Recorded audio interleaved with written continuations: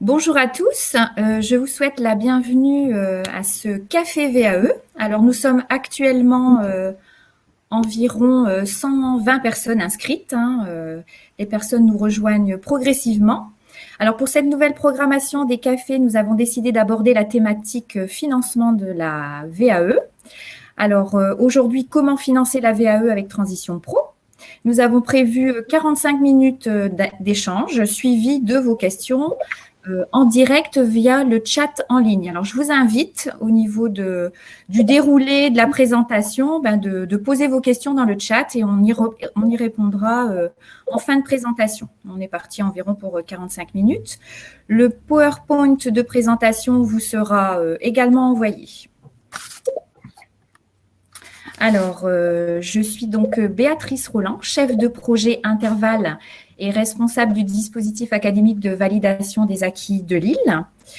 J'anime ce réseau depuis plus d'une année et ce grâce à un partenariat renforcé en intercertificateur, donc 8 ministères dont je présenterai les noms sur le prochain slide. Interval fêtera ses 10 ans cette année. Alors, ce webinaire sera animé par Monsieur Stéphane Guénézan, qui va se présenter. Je vous laisse la parole, Monsieur Guénézan. Oui, bonjour Béatrice, Stéphane Guénézan, bonjour à tous. Merci de cette invitation au Café VAE de ce matin. Ravi de partager le café avec vous tous. Et puis, j'aurai l'occasion de revenir sur la structure Transition Pro au cours de notre échange. Merci beaucoup. Monsieur Tatinclos.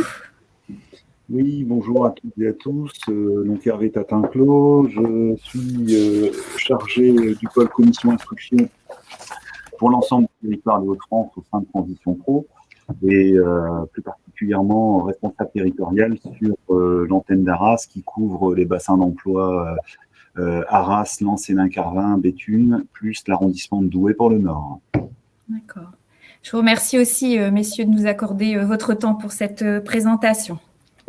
Alors, au programme, une brève présentation du dispositif Interval, Transition Pro, un zoom sur le financement de la VAE, le traitement d'une prise en charge. Alors là, on va laisser les experts vous expliquer et puis un moment pour vous répondre à vos questions.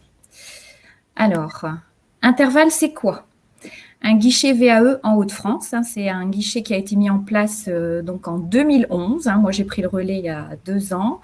Un guichet qui est un dispositif intercertificateur, un partenariat de 8 ministères. Alors, les 8 ministères qui sont engagés sont donc le ministère du Travail, ministère de la Transition écologique et solidaire, ministère des Solidarités et de la Santé, ministère de la Culture, ministère de l'Éducation nationale, ministère de l'Agriculture et de l'Alimentation, de l'Enseignement supérieur, de la Recherche et de l'Innovation et ministère des Sports. Alors, moi, j'ai le plaisir d'animer ce réseau-là depuis une année. Nous avons eu la validation du financement de la région pour 2021. Ça fait qu'on est lancé dans de belles aventures sur 2021 et cette programmation de Café VAE a débuté en septembre l'année dernière et c'est un rendez-vous donc mensuel avec des thématiques différentes, mais qui vous permet, vous, acteurs des territoires, de bénéficier d'une information qualifiée et d'un temps d'échange pour répondre à vos questions sur la thématique de la VAE. Alors, l'objectif d'Interval, c'est un dispositif qui facilite l'entrée du candidat dans une démarche de VAE. Alors, en région Hauts-de-France, 80 centres disponibles, ouverts aux candidats et une équipe de 86 conseillers qui sont donc formés, en intercertificateur pour permettre une information, la plus qualifiée possible. En 2020, nous avons réalisé des audits dans le cadre du projet et le professionnalisme des acteurs est toujours mis en avant. Alors, différents services personnalisés sur un large choix de certifications. On arrive à un panel de 2200 certifications. L'objectif d'Interval, fournir une aide préparatoire à la recevabilité de la demande. Alors donc, la complétion du CERFA, préalable à l'engagement dans la démarche de VAE. Alors, je vais vous laisser la parole, messieurs, et puis, écoutez, je vous invite surtout à poser vos questions dans le chat, et puis nous y répondrons en fin de présentation. Si nous n'avions pas le temps de répondre à l'ensemble des questions, elles seront à disposition via une foire aux questions sur le site Interval. À vous, monsieur Guénézan. Oui, très bien. Merci, Madame Roland. Donc, effectivement, je pense qu'il est important de commencer par le début. Qui sommes-nous? Transition Pro, c'est une appellation qui a surgi dans le paysage dans le cadre de la réforme de 2018, la réforme de la formation professionnelle relative à la liberté de choisir son avenir professionnel. Différents points dans cette réforme. La monétisation du CPF pour le salarié, la mise en place d'un service public gratuit de conseil en évolution professionnelle, la transformation des OPCA, les organismes collecteurs agréés, en opérateurs de compétences, et puis la disparition des fonds GESIF au profit des commissions paritaires interprofessionnelles régionales, les CEPIR, qui ont pris la dénomination de Transition Pro. Donc, c'est vrai que quand on parle de nous, il faut vraiment qu'on ait à l'idée que nous avons changé, pas uniquement de nom, on a changé totalement de mission.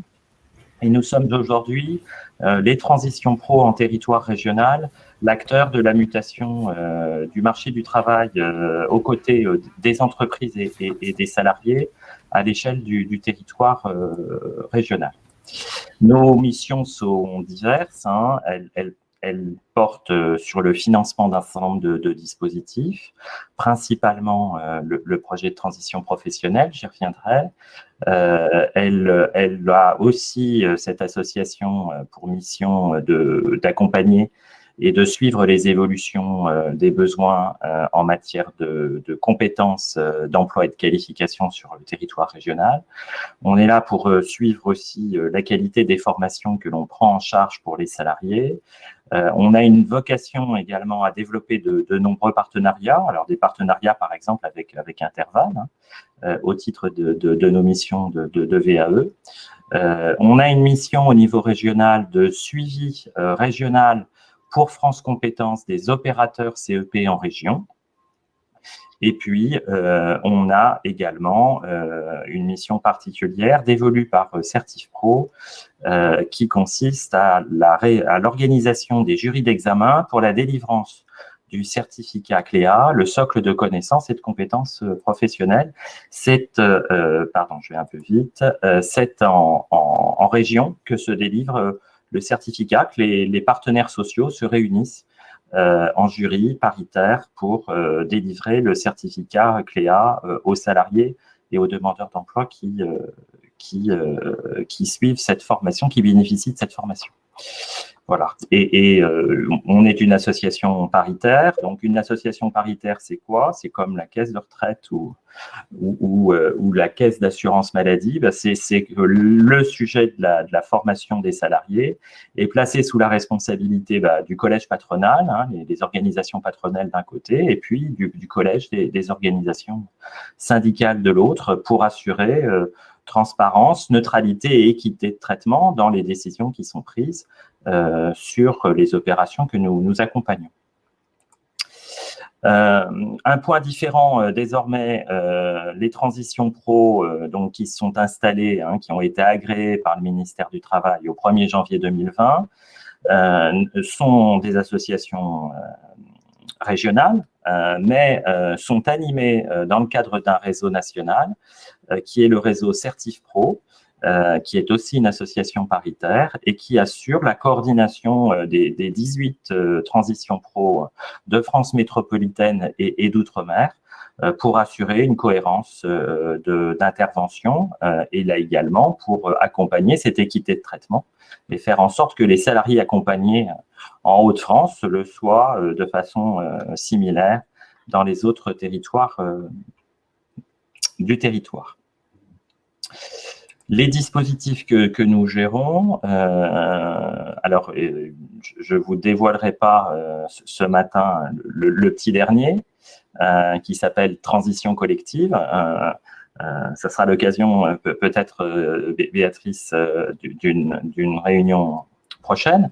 Les dispositifs, je dirais, habituels, en tout cas, je dirais régaliens, qui sont confiés à Transition Pro, aux Transition Pro, c'est bien évidemment le projet de transition professionnelle, alors qui fait suite au congé individuel de formation, appelé également CPF de transition. C'est un congé, enfin c'est un compte personnel de formation, je dirais, élargi, qui doit permettre et accompagner les salariés dans le changement de métier ou de profession, qui renvoie à un certain nombre de règles et qui est apprécié par Transition Pro sur 3 critères principalement. La cohérence du projet, la pertinence de la formation proposée aux candidats salariés dans le cadre d'un positionnement préalable, et puis la perspective d'emploi avérée. Les partenaires sociaux sont très attentifs à ce que les projets de transition professionnelle mis en place pour les salariés leur permettent une reconversion et un changement de métier dans un cadre sécurisé pour un retour à l'emploi rapide. Nous sommes également sollicités et mobilisés dans le cadre du dispositif démissionnaire. Je le resitue rapidement. Le dispositif démissionnaire, c'est une promesse du président de la République de faciliter l'accès à une démission indemnisée par Pôle emploi dans le cadre de la réalisation d'un projet de salarié, projet de formation ou projet de création ou reprise d'entreprise. Transition Pro intervient dans ce dispositif après le conseiller en évolution professionnelle pour vérifier le caractère réel et sérieux de la démarche et délivrer une attestation de caractère réel et sérieux qui permet ensuite aux salariés engagés dans un processus de démission d'aller faire examiner ses droits à l'indemnisation de chômage auprès de Pôle emploi.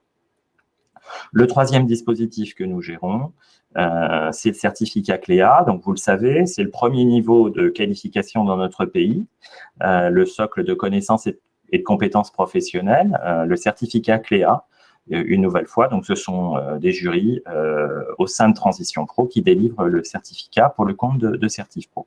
Et puis enfin, l'objet de notre réunion ce matin, la validation des acquis de l'expérience.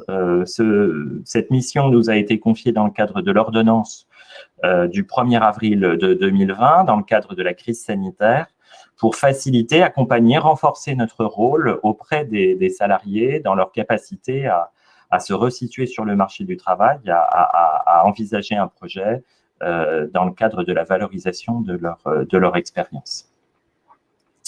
Voilà pour Transition Pro. Peut-être vous redonner quelques chiffres. On a, sur l'année 2020, accompagné à un titre ou à un autre environ de 10 000 salariés.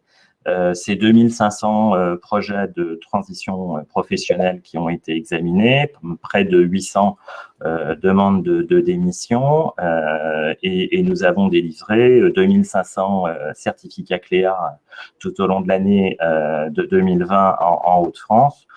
Les réalisations en VAE sont plus modestes, un dispositif qui a démarré, je vous le disais, dans le cadre de l'ordonnance du 1er avril. On a ouvert le service au 15 juin et nous avons dû prendre en charge autour de 25 projets pour le moment et on a, de mémoire, on avait au passage de la bouée du 1er janvier 2020 aux environs de 200 dossiers en instance. Voilà pour la présentation. Simplement se redire que Transition Pro est présent sur tout le territoire régional au moyen de 5 agences, une à Saint-Omer pour le territoire de la Côte d'Opale, une à Lille Métropole, bien sûr, une à Valenciennes pour le Hainaut-Cambrésis, une à Arras, Hervé Tatinclos en est le patron pour le territoire qu'il a cité, et une agence à Amiens pour les 3 départements Picard. Nous assurons également des permanences en proximité et l'ensemble de nos services sont accessibles en ligne. L'ensemble des demandes de financement, des demandes de services et de concours pour les salariés sont accessibles en ligne depuis notre site Internet. Voilà, je passe la parole peut-être à Oui, merci, Monsieur Guénezan. Oui, j'attendais de savoir si vous le faisiez ou si je faisais le relais, mais merci pour votre intervention et puis on laisse Monsieur Tintinclos prendre la suite. Bien, bonjour à toutes et à tous, je le redis. Avant de commencer la présentation de la VAE, je vais peut-être revenir effectivement sur la période de 2018 où beaucoup d'entre vous nous connaissez via le congé VAE, qui était géré à l'époque par les fonds GESIF. Donc jusqu'en fin 2018, on finançait des congés VAE, pardon. 2019, ça a été l'année où effectivement nous n'étions plus présents sur ce dispositif et nous sommes revenus donc à partir de juin 2020 sur le financement de la VAE. Je pense que c'est important de présenter cet état de fait parce qu'il y a deux grandes différences qui sont notables entre l'ancien dispositif congé VAE et celui que nous gérons actuellement. À savoir que à l'époque, on appelait ça un congé VAE, puisqu'il y avait la possibilité de le faire sur temps de travail ou hors temps de travail. Même si à l'époque, la grande majorité des congés VAE se faisaient hors temps de travail, il y avait quand même le choix. Désormais, dans le dispositif que gère Transition Pro, la prise en charge de la VAE se fera toujours hors temps de travail. Il n'y a aucune possibilité de prise en charge de rémunération pour quelques étapes que ce soit, y compris recevabilité, accompagnement, présentation au jury. Donc ça, c'est la première différence notable. Et puis la deuxième différence qui est importante, c'est qu'à l'époque du congé VAE, nous n'intervenions qu'à la réception pour nous de la recevabilité, c'est-à-dire que nous ne couvrions pas la première étape de la VAE qui était la recevabilité. Nous commencions à financer l'accompagnement. Aujourd'hui, la VAE telle que nous la finançons par Transition Pro comprend bien les trois étapes, à savoir la recevabilité, l'accompagnement et l'inscription au jury. Donc ça, je tenais à mettre l'accent là-dessus, parce qu'il y a encore des acteurs, on a des retours qui pensent effectivement que la recevabilité doit être obtenue pour arriver chez nous. Donc je reprends un petit peu le slide que vous avez sous les yeux. Donc la VAE, toute personne, son âge, sa nationalité, pardon, son statut, son niveau de formation, doit justifier d'1 an d'expérience en rapport direct avec les certifications visées pour pouvoir prétendre à une VAE. Donc, autre condition obligatoire, il faut que la certification soit inscrite au RNCP et uniquement au RNCP. Je continue la slide suivante. Donc, je m'informe sur mon projet VAE. Je constitue mon dossier de recevabilité. Donc, ce que je peux dire à cette étape, à cette slide-là, pardon, si vous avez donc effectivement des gens qui viennent vous voir pour des informations sur la VAE, on commence, comme je vous l'ai dit, notre prise en charge avant la recevabilité. Ce qui veut dire que on ne peut pas renvoyer un candidat à la VAE vers une autre source de financement pour obtenir sa recevabilité. Je vous le dis parce que j'ai eu quelques échos où certaines personnes qui n'étaient pas encore vraiment informées de tous les tenants, les aboutissants, demandaient à des candidats d'aller chercher leur recevabilité via leur compte CPF. Non, j'insiste bien, la recevabilité sera dans la prise en charge par Transition Pro. Donc il y aura la phase de constitution du dossier, comme l'a dit M. Guénezan, ce dossier se fait entièrement en ligne. Je vous expliquerai un petit peu les différentes étapes. Et ça va jusqu'au jury.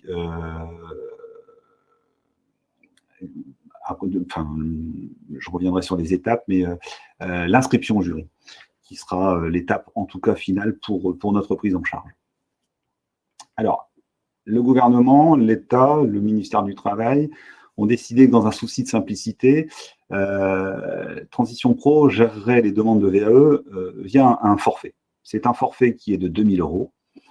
Et comme le signifie le mot forfait, il n'y a pas de latitude, c'est 2 000 €, quel que soit l'opérateur, la prestation, etc., etc. On a un coût unique, donc même si effectivement des représentants de ministère avaient des coûts moindres, nous serons obligés de gérer sur 2 000 €. On y reviendra certainement, parce que je pense qu'il y aura quand même pas mal de questions là-dessus, parce qu'on en a déjà pas mal. Oui, je crois que Hervé, sur cette dimension-là, il y a véritablement l'ambition d'être un financeur assez basique, un financeur simple, efficace, qui vise la réussite du candidat à sa VAE. Donc, voilà, on mobilise 2 000 € avec une ambition forte, c'est qu'on accompagne rapidement, efficacement le candidat pour le présenter à l'épreuve, lui permettre d'accompagner et de constituer son dossier. Et nous, vraiment notre préoccupation, notre objectif, c'est d'accompagner un maximum de salariés à la validation effective. Voilà, on n'avait pas, nous, objectivé sur le nombre d'accompagnements initiés, mais plutôt sur le nombre de VAE effectivement conduites à son terme. Et on sera très, très attentif dans les semaines et les mois qui viennent dans l'évaluation de notre mobilisation. C'est vraiment là notre préoccupation très forte, être efficace, dynamique et faire en sorte que, dans le respect évidemment du propre travail du candidat hein, sur sa démarche, mais qu'on lui apporte un service rapide, simple, efficace. Je passe à la slide suivante. Je vois qu'effectivement, il y a une question concernant le fait d'enchaîner un accompagnement VAE puis un projet de transition pro. Oui, c'est tout à fait possible. J'y reviendrai un petit peu plus loin si vous le permettez. Donc, on revient sur l'éligibilité. Donc, salariés du secteur privé, CDI, CDD, intermittents, intérimaires sont éligibles à cette prise en charge. Simple condition supplémentaire pour les CDD intermittents et intérimaires, la demande de financement doit intervenir dans les 12 mois suivant le dernier contrat de travail. La VAE se déroule uniquement hors temps de travail, ça je vous l'avais dit, sans prise en charge de salaire. L'expérience de 12 mois minimum consécutive ou non dans la certification visée est nécessaire. Je continue. Démarche de prise en charge. Donc pour le demandeur, la première chose à faire, c'est de choisir un organisme pour l'accompagner. Donc, le certificateur du diplôme visé ou une structure spécialisée dans l'accompagnement VAE qui répond aux normes qualité attendues Datadoc Calliope. Aujourd'hui, quand un salarié prend contact directement avec Transition Pro pour des informations sur la VAE et qui nous demande auprès de qui nous pourrait s'adresser pour faire un accompagnement VAE, nous le renvoyons, nous, effectivement, vers le site Mon Compte Formation.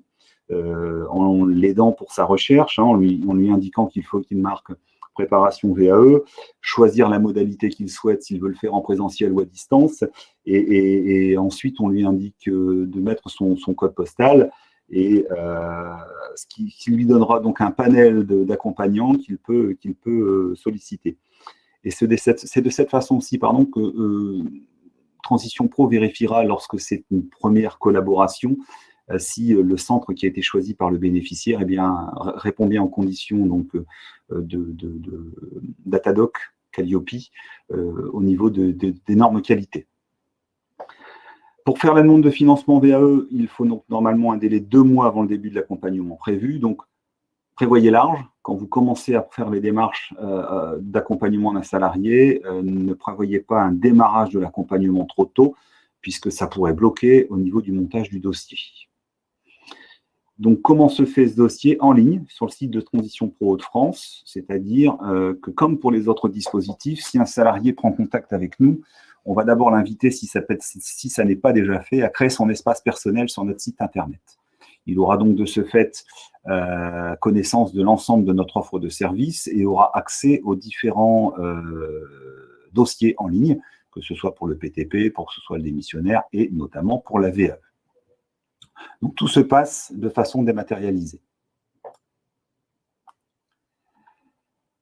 Donc, le salarié va commencer à remplir, si vous voulez, son volet. Il va l'envoyer à Transition Pro. Nous allons le contrôler, vérifier les pièces.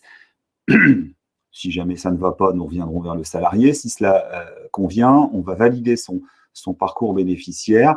Et la main revient donc au demandeur qui va ensuite indiquer les coordonnées du centre qu'il a choisi pour l'accompagner dans sa VAE. Donc là, un petit conseil, si vous avez un contact avec un bénéficiaire, un demandeur qui veut vous solliciter pour l'accompagner dans sa démarche VAE, moi je conseille toujours au centre de formation, au centre d'accompagnement, de faire un petit document qui reprennent de façon bien complète le numéro de SIRET de votre organisme et votre numéro de déclaration d'activité, puisque ces deux renseignements seront capitaux. Il en aura besoin pour faire son dossier en ligne. Et par expérience, je peux vous dire maintenant que c'est souvent ces informations qui manquent ou qui sont erronées et qui bloquent le dossier dans sa complétude. Donc pour l'accompagnateur, vous aurez donc un devis à faire, un dossier qui, je le répète, reprendra la recevabilité, l'accompagnement, l'inscription à l'examen.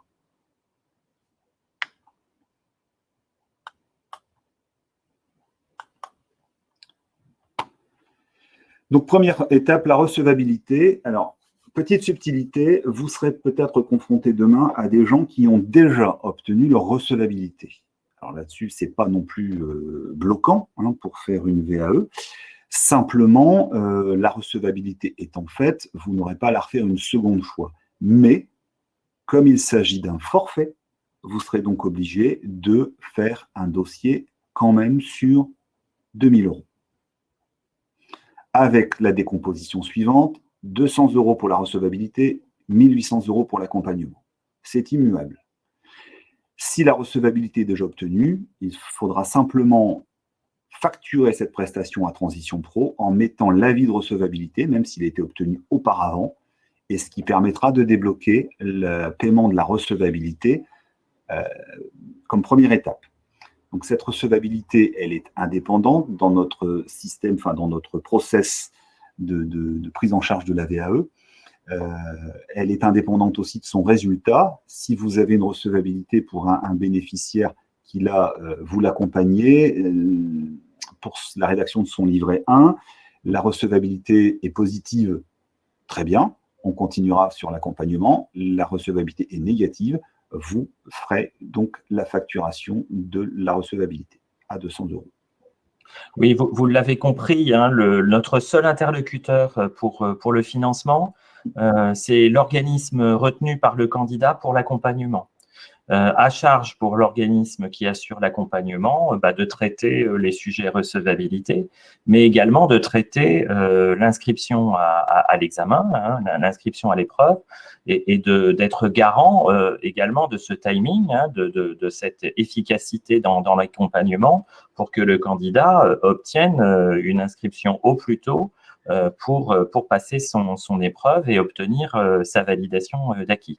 Donc voilà, de ce fait, notre seul interlocuteur auprès du candidat, auprès du salarié, c'est l'organisme retenu pour l'accompagnement VAE, qui est l'interlocuteur qui doit produire les pièces auprès de nous pour pouvoir être financé, à charge pour lui de sous-traiter et de rétribuer, le cas échéant, le certificateur si l'organisme d'accompagnement n'est pas lui-même le certificateur.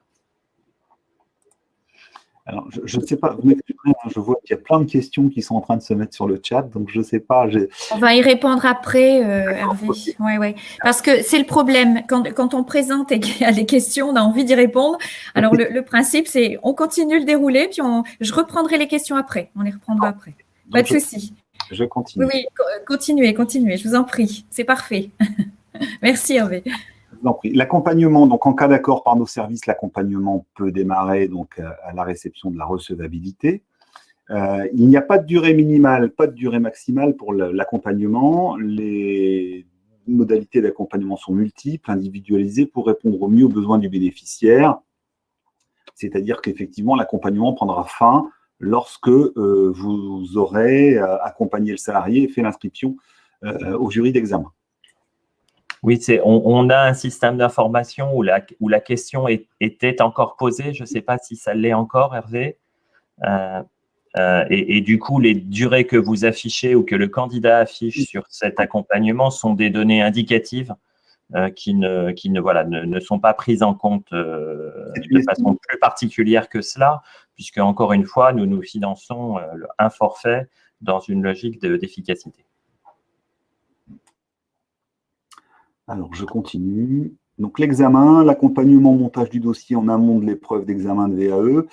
L'enjeu à cette étape est de bâtir le dossier dans le respect de la date d'examen. Donc, à la réception de son inscription à l'examen, d'une facture, d'un certificat de réalisation, nous réglerons le solde, soit les 1 800 €.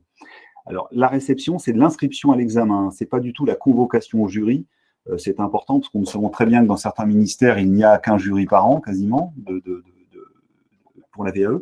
Donc, on ne va pas vous demander effectivement d'attendre la convocation à l'examen pour vous régler l'accompagnement. Donc, ce que nous demandons, nous, c'est effectivement l'inscription, la preuve d'inscription à l'examen. La facture, bien entendu, et le certificat de réalisation. Le certificat de réalisation, c'est ce qu'on appelait avant l'attestation de présence, hein, c'est ni plus ni moins que ça. Tous ces documents, de toute façon, vous les trouverez sur notre site internet et dans les dossiers dématérialisés.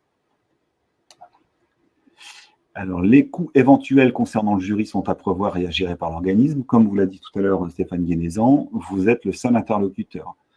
De la même façon, je n'ai pas abordé le sujet, mais si vous êtes confronté à une facturation pour la recevabilité, c'est l'accompagnant qui gère. Ça n'est pas le salarié, ça n'est pas Transition Pro.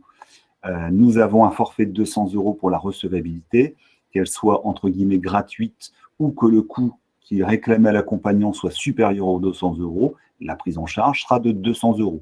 Dans le cas où le coût de la recevabilité est supérieur aux 200 € prévus dans le forfait, eh bien, vous vous rattraperez, entre guillemets, sur la prestation accompagnement.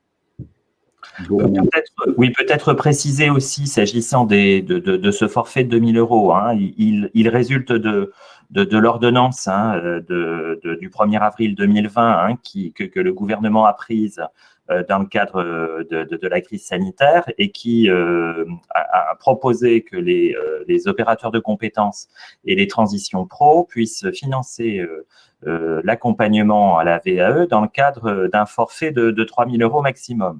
Le réseau Transition Pro, à l'échelle nationale, encore une fois en métropole et outre-mer, a pris la décision d'un forfait de 2 000 € qui s'applique dans tous les territoires régionaux et qui se décompose, comme l'a présenté Hervé, 200 € à la production de la recevabilité et le solde, les 1 800 € restants, à l'inscription à l'examen, à l'épreuve. Et ce tarif, ce barème, je sais qu'il pose quelques questions, notamment à l'éducation nationale, mais c'est un barème national décidé au sein de Certif Pro et du réseau des transitions pro que vous retrouvez à l'identique sur nos régions limitrophes en Normandie, Île-de-France ou Grand Est. Je vous laisse dérouler, mais effectivement, on a la recevabilité, la participation forfaitaire au processus de certification pour l'éducation nationale qui est de 250 €. Mais je vois qu'on a des questions à ce sujet, mais là, ça fera l'objet d'un reversement entre, je dirais, l'accompagnateur et le DAVA de Lille. On répondra aux questions après. Oui. Voilà, donc en tout cas, merci Hervé pour cette présentation. Simplement, je vous le redis, Transition Pro, c'est nécessairement près de chez vous. Avec nos 5 agences, nos 5 antennes Transition Pro qui ont été complètement transformées au cours de l'année de 2020. Aux couleurs de notre nouvelle identité et avec des services totalement rénovés, y compris des services à distance. L'ensemble de nos réunions et de notre offre de services est également disponible en ligne avec des web ateliers, des entretiens en visio et la possibilité d'être accompagné, de construire l'ensemble de ces demandes de PTP, demandes de VAE, on vient de le voir, l'ensemble de ces projets, d'être accompagnés en ligne depuis nos sites internet, depuis nos agences également, pour les publics en rupture numérique et depuis près de 18 permanences que nous assurons également sur rendez-vous pour les salariés de la région. Dernier point que je n'ai pas évoqué, dans les faux amis entre FONGECIF et Transition Pro s'occupe désormais de l'ensemble des salariés en CDI, alors des salariés relevant du Code du travail, donc des salariés qu'ils soient en CDI, des salariés en CDD, des intérimaires, des CDI intérimaires, mais également des intermittents du spectacle. Il n'y a plus aucun autre passif depuis le 1er janvier de 2020, et ce sont bien les transitions pro qui couvrent l'ensemble des sujets de reconversion pour l'ensemble des salariés, donc CDI, CDD, intérimaires, mais aussi intermittents du spectacle. Ce sont tous ces publics-là qui sont également éligibles à la prise en charge de la VAE dans le cadre du forfait de 2 000 €. Il y avait quelques questions, si je peux me permettre, hein, Stéphane. Il y avait quelques questions aussi sur les fonctionnaires. Donc, effectivement, nous ne gérons pas les fonctionnaires. Nous gérons les contrats de droit public, les contrats de droit privé. Donc, tout ce on y reviendra peut-être à la faveur des questions, mais oui, effectivement. Il y a quelques subtilités dans ce domaine. Vous avez terminé, Stéphane? Oui, Béatrice. Oui, merci. Oui, merci beaucoup à tous les deux. Je vais simplement rebondir sur le fait qu'effectivement, dans la présentation de Monsieur Tatinclos, on avait la notion d'information et d'accompagnement au dossier de recevabilité. L'idée de cette présentation de ce matin et de votre intervention au niveau des cafés VAE, j'irais dans la programmation du réseau Interval, c'est effectivement de faire le lien entre l'ensemble des acteurs, vous, financeurs de cet accompagnement avec la notion de recevabilité. Toute personne qui engage une validation des acquis, de toute façon, si elle n'est pas recevable, elle ne peut pas déposer son dossier de validation. Ça fait qu'automatiquement, il faut passer par, je dirais, un certificateur. Alors pour, vous faciliter la tâche, entre guillemets, moi, je vous invite à nous contacter au niveau du réseau Interval, l'ensemble des certificateurs présents sur les Hauts-de-France, via le site internet interval-vae.fr. Vous pouvez poser des questions sur un formulaire de contact, @interval-vae.fr. Un numéro unique, 03 62 59 52 44. Et nous sommes présents aussi, alors pour mettre en avant les actualités sur les réseaux LinkedIn, Facebook, et notre chargée de com, Clémence Lalo, qui répond à vos questions, a créé donc une chaîne YouTube là, en novembre, et vous avez la possibilité de disposer de l'ensemble des replays des cafés VAE, dont le café VAE de ce matin. Voilà. Je vais donc répondre à vos questions, vous remercier pour votre participation, et je vais reprendre les questions dans le chat, et ces messieurs vont effectivement nous permettre d'y répondre. Alors, je reprends la file. Alors, j'ai Élodie qui nous demandait un salarié peut-il enchaîner un accompagnement VAE puis un projet de transition pro pour les éventuels blocs qui manqueraient en bénéficiant d'un financement transition pro pour ces 2 étapes du parcours? Messieurs. Alors, oui, bien sûr. La réponse est tout à fait, alors pas évidente, parce que ces articulations entre une démarche de VAE et une démarche de PTP sont pas faciles à articuler. Les calendriers de décision, les processus d'examen doivent être concomitants. Je rappelle simplement qu'un projet de transition professionnelle renvoie à un positionnement préalable. Le législateur a demandé aux organismes de formation de réaliser un positionnement préalable des salariés pour pouvoir élaborer un devis-programme répondant aux acquis du salarié dans le cadre de la démarche aussi des blocs de compétences. Et de ce fait, effectivement, si à la faveur de ce positionnement préalable, il s'avère qu'une démarche de VAE peut être conduite pour permettre d'adapter le parcours, je dirais, on est nous tout à fait ouverts et à l'écoute, à votre écoute, pour pouvoir monter la démarche. J'aurais envie de vous dire à tous que quand vous décelez ce type de projet, contactez le responsable d'antenne en direct pour regarder comment on peut vous accompagner. Nous, on est par définition très friands de ce type de démarche, puisqu'elles sont résolument plus courtes pour le salarié. Et comme vous le savez, Transition Pro rembourse le salaire aux entreprises. Le coût, le budget que nous consacrons à un parcours individuel, c'est principalement du remboursement de salaire. Et donc, plus le temps sera court et plus nous pourrons financer de PTP, de projets de transition, pour un nombre important de salariés dans la région. Donc voilà, la consigne, et puis je laisserai peut-être Hervé compléter, mais la consigne, c'est vous laissez un salarié pour qui une démarche de reconversion, de changement de métier s'inscrit dans un projet de transition professionnelle et peut faire l'objet d'une VAE en amont, eh bien, contactez-nous très vite. Hervé ? Oui, et de la même façon, vous êtes demain dans l'accompagnement d'une personne qui, à l'issue de sa démarche VAE, n'aura qu'une validation partielle. C'est quelqu'un qui, dans l'absolu, va essayer de trouver un mode de financement pour le parcours qui lui reste à faire pour obtenir la certification dans sa totalité. Là, n'hésitez pas à le renvoyer vers nous, puisqu'effectivement, on pourra mettre en place un projet de transition professionnelle. Très bien. Je prends la prochaine question. Laurence qui demandait, effectivement, est-ce que ce financement est aussi envisagé pour les salariés indépendants, type agents commerciaux dans l'immobilier? Alors, je ne sais pas si vous pouvez y répondre, messieurs. Tous les salariés ayant un contrat de travail et relevant du Code du travail sont éligibles au financement de la VAE. D'accord. Nous, notre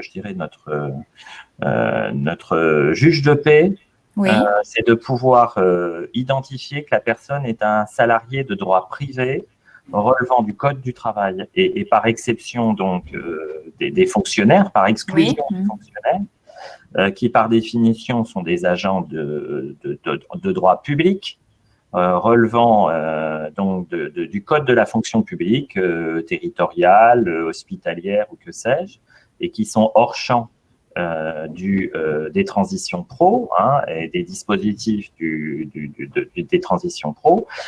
Il y a quelques exceptions d'employeurs publics qui cotisent auprès d'un OPCO pour leurs obligations en matière de formation professionnelle. Et par exception, ces quelques employeurs-là, ça peut être certains salariés de certaines collectivités publiques, ça peut être certains agents consulaires, par exemple, qui en fait relèvent du droit privé. Nous demandons à l'employeur l'attestation de versement à son OPCO pour pouvoir vérifier que le salarié en question est bien un salarié de droit privé. D'accord. Alors, je rebondis sur la question suivante de Karine. Un salarié en contrat aidé, il ne peut pas passer par transition pro. Si CDDI, mais le CUI, contrat unique d'insertion, il ne peut pas bénéficier de la démarche. Là, on va vérifier ce point. Oui, je pense. Oui, ça me questionne aussi. En tout cas, pas confondre le CDD, le contrat. Alors, je ne sais pas, le CDDI, je connais le sigle. CDI, le contrat à durée indéterminée intérimaire. Celui-là fait partie de notre périmètre. Oui. Il faut que je vérifie sur les contrats aidés, mais de mon point de vue, ce n'est pas nécessairement un contrat public. C'est un contrat de droit privé, donc je vais vérifier. Mais, oui, très bien. Mais dans l'absolu, j'aurais tendance à y répondre favorablement, mais on vérifie et on vous fera part de la réponse. D'accord. Là, on indiquera donc la réponse dans la foire aux questions qui sera disponible sur le site Interval. À l'époque, pardon Hervé. Il faudra regarder effectivement le type de contrat, mais je sais qu'à l'époque, on avait aussi le questionnement. Alors, parce que le type de contrat peut marcher, peut rentrer dans la possibilité. Par contre, il fallait voir aussi chez qui il a été fait, parce qu'effectivement, un contrat dans la fonction publique n'aura pas forcément les mêmes droits qu'un contrat aidé dans une entreprise privée ou une structure, comme vient de l'expliquer Stéphane Guédézan, qui verse des contributions volontaires à un OPCO. D'accord. Une association, par exemple, une association sportive, une association culturelle, a pour vocation, de verser sa cotisation à la formation professionnelle à l'AFDAS, par exemple, à l'OPCO AFDAS, et du coup sera éligible, ce qui ne sera pas le cas d'une structure publique. D'accord, très bien. C'est l'objet de toute façon de ces rendez-vous, poser les bonnes questions pour pouvoir avoir les bonnes réponses. Alors, Christine, si le dossier n'est pas recevable, le salarié peut-il renouveler sa demande et se faire financer? Alors, qu'est-ce qui ferait qu'un dossier ne soit pas recevable? À mon avis, que la personne, elle est passée 1607 heures pour justifier de la recevabilité, je pense. Alors, oui, donc ça, c'est au niveau Du certificateur. Au niveau de Transition Pro, effectivement, la non-recevabilité pourrait être prononcée si c'est un CDD ou un intérimaire et qu'il fait les démarches, comme on avait mis dans la présentation, il doit le faire dans les 12 mois qui suivent la fin de son contrat. Si effectivement il passe ces délais, on devrait déclarer le dossier non recevable. Par contre, après, voilà, la condition se répète. S'il retrouve un contrat de travail et qu'ensuite il veut faire les démarches, à lui de faire attention de ne pas renouveler son erreur et de le faire toujours dans les 12 mois qui suivent la fin de son contrat. Mais il n'y a pas de délai d'attente. C'est soit on remplit les conditions, soit on ne les remplit pas. D'accord, merci Hervé.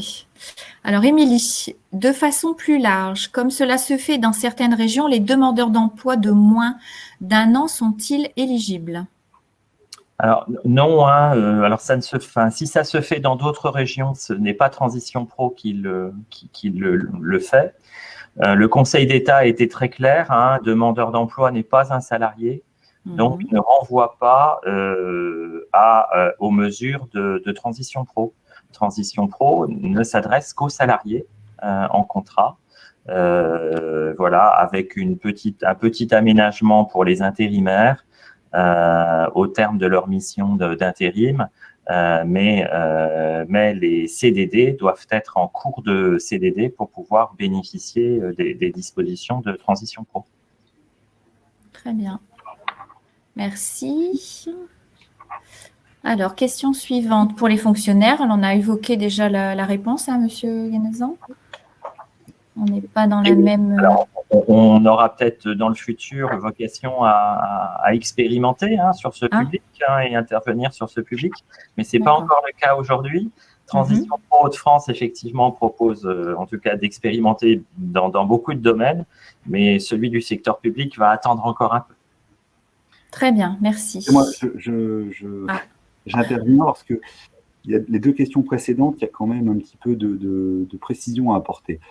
Normalement, pour la VAE, si c'est quelqu'un qui était en CDD, en intérim ou intermittent du spectacle, il peut faire sa demande jusqu'à 12 mois après la fin de son contrat. Donc, quand je reviens sur la question concernant un demandeur d'emploi de moins d'1 an, la question qu'il faut se poser, c'est il est demandeur d'emploi suite à quoi ? La fin d'un CDD, il y a quelqu'un qui a eu un CDD d'1 an ou de 2 ans. Au bout de 6 mois, il est toujours inscrit à Pôle emploi. Il peut faire une demande de prise en charge de VAE puisqu'il doit la faire dans les 12 mois qui suivent la fin de son contrat. Donc, ce qu'on va regarder, nous, ce n'est pas le statut demandeur d'emploi ou pas demandeur d'emploi. C'est la fin du dernier contrat si ce n'était pas un CDI. D'accord. Merci, Hervé. Alors, j'ai une question donc, de Jessie, toujours pour les salariés en contrat aidé. Alors, elle note qu'effectivement, on a la VAE PEC. Là, c'est pareil. À ce niveau, j'ai pas l'expertise, je dirais, pour pouvoir rebondir sur cette validation des acquis. J'ai vu qu'il y avait quelqu'un qui avait répondu et questionné sur le fait que c'était peut-être réservé qu'à l'AFPA. Je vais dérouler le chat. Si quelqu'un avait la réponse, je suis preneuse. Christine, donc la facture doit être faite à la fin de chaque recevabilité ou une facture globale de 2 000 € peut être faite si la démarche va à son terme.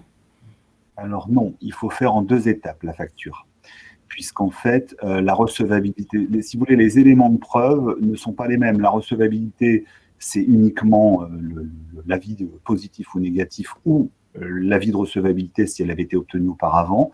Ça débloquera le paiement des 200 €. Pour l'accompagnement, il y aura les certificats de réalisation en plus. Mais la facturation doit bien se faire en 2 étapes. D'accord. Merci. Alors, Chantal, j'avais compris qu'il fallait que le candidat utilise son CPF et que Transition Pro abondait. Ce n'est donc pas le cas si j'ai bien compris. Pas du tout. Pas du tout. Ça, c'est la définition, si vous voulez, d'un PTP. Il est vrai qu'un projet de transition professionnelle, on dit toujours que nous venons abonder au CPF du salarié dans son projet de reconversion. Mais la VAE, pas du tout. C'est pour ça que je vous dis, N'envoyez surtout pas un demandeur vers son CPF pour obtenir sa recevabilité. C'était ce qui se faisait à l'époque, mais on n'est plus à l'époque, comme dit M. Guénézon. Oui. On prend les 3 étapes. Donc, il n'y a pas d'intervention du CPF dans une prise en charge de la VAE par transition pro. Très bien. Oui, oui, et puis essayer effectivement de conserver les droits du salarié au titre de son CPF pour financer de la formation. Oui. Puisque finalement, la VAE est prise en charge quand il est salarié par transition pro ou par son OPCO. Alors, si les candidats abandonnent en cours d'accompagnement, quelles dispositions sont prises pour le financement de ce qui a été réalisé? C'est une bonne question. Merci de l'avoir posée. Question suivante. Non, non. C'est effectivement une question qui va être posée. Il faut savoir qu'au sein des transitions pro, il y a des régions qui sont pilotes sur certains chantiers. Aujourd'hui, pour la VAE, c'est la transition pro Occitanie qui s'occupe, qui est un peu tête de pont du dispositif. Et dans les différentes réunions que nous avons pu avoir avec eux, nous avons évoqué la question de l'abandon en cours. Avec quelques pistes de réflexion, c'est dans les tuyaux. En attendant que les premières facturations arrivent, je pense que la question aura obtenu une réponse. Nous imaginions, il y a 2 cas, si vous voulez, à distinguer. C'est l'accompagnement qui a été jusqu'au bout, mais le salarié ne revient pas vers vous pour finaliser son inscription au jury. Et donc là, on imaginait peut-être une attestation sur l'honneur de l'accompagnant, plus le certificat de réalisation, plus la facture, nous permettrait de payer quand même l'accompagnement. Par contre, la question qui se pose, c'est, le salarié arrête au bout de 2 heures, au bout de 10 heures, au bout de 15 heures. Ils sont en train de réfléchir au sujet. On devrait pouvoir avoir la réponse normalement très prochainement. D'accord, merci Hervé. Oui, alors maintenant, moi, j'insiste quand même sur, c'est pas la planche à billets. Il s'agit aussi de vérifier la motivation du salarié dans sa démarche de VAE et à quoi, quel est son objectif. Une VAE, pourquoi faire?